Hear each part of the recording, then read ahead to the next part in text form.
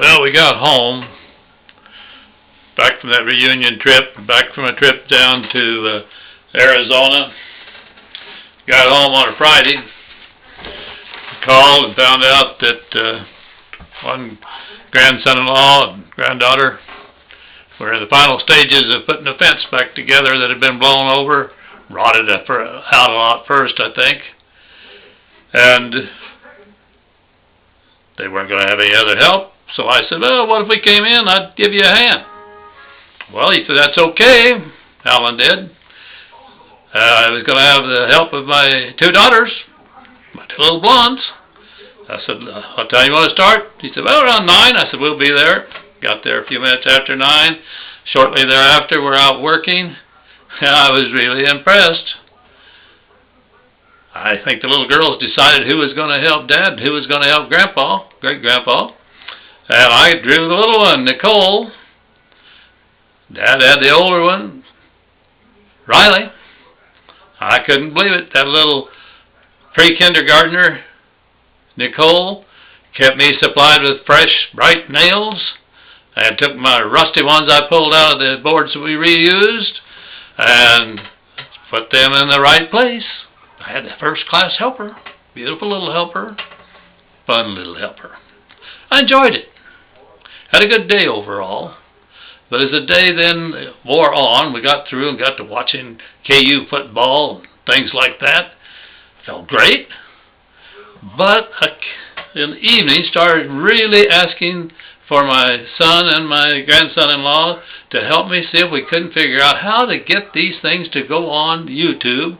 Because I had that big backlog. I'm sure you've noticed I put a whole lot on that were old. But they were important to me, and so sorry about them being old.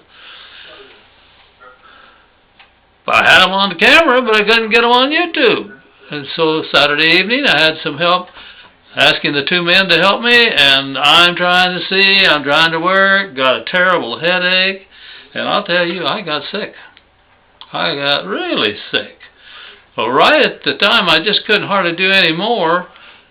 Jose, the young man from San Luis, Arizona, that's been the guru, he understands all this stuff and really helps me, he called. And I was so sick I could hardly write down the 2 or 3 things that he told me that this is what you do. And I got those 2 or 3 things down, and as you can see, we've been getting things on YouTube.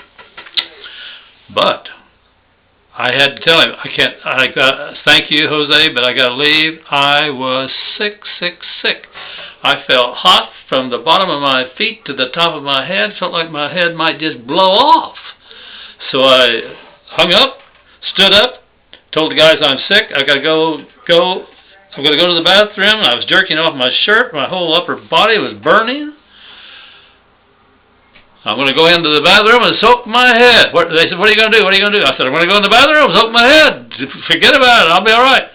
So I soaked my head, go over on the divan, lay down, and just like a drunk, I was leaving it off. Well, pretty soon I rouse up because they come in, the girls do, they've got ice cream bar. Oh man, do I like ice cream? And I thought, well, I'm feeling a little better, I'll try an ice cream bar. But very long after that, I made a mad dash to the bathroom, and it wasn't to soak my head. I barfed up everything I'd eaten that evening. Yeah. Well, he dug down and slept it off some more, and then Donna drove me home with me laying in the back seat, slept all night, and well into the morning the next morning. Okay, so I think what they diagnosed out at Scripps a few years ago when I thought I'd had a heart attack, I apparently had a bad panic attack. Well, yeah. But I haven't been feeling any, well, not real bad, but not real good. So Donna's been worried, my son's been worried. So finally I agreed that we go over to see Dr. Papish today. Boy, he gave me an examination. I did all the things that he told me. And he got through and he said, well, looks pretty good. But don't eat breakfast tomorrow and come over. We're going to do a blood workup to see if everything's all right on that end of the street. Well, I appreciate that. Appreciate that a whole lot. But, you know, I'm going to keep trying to put things on YouTube. But I don't think I want to write or do a whole lot more about this election. I probably have been a little bit too concerned about the election and about the fate of the country. And heck, I can't really do anything about the fate of the country. So I may not put any more YouTube stuff on about the election now until maybe election day or the day after. I know you hope that's the way it'll be. And I think I might be able to resist and take a little of that pressure out of my life. But if not, be patient with me. It does mean a lot to me to see somebody good get in. Glad they're both good, but yes, I am convinced that McCain's got too much bad baggage from Bush, so I'm plugging for Obama.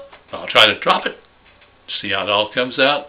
Just hope that whoever wins does a great job for us, for himself, for our country. Oh, how we need good leadership, and I think we're going to get it.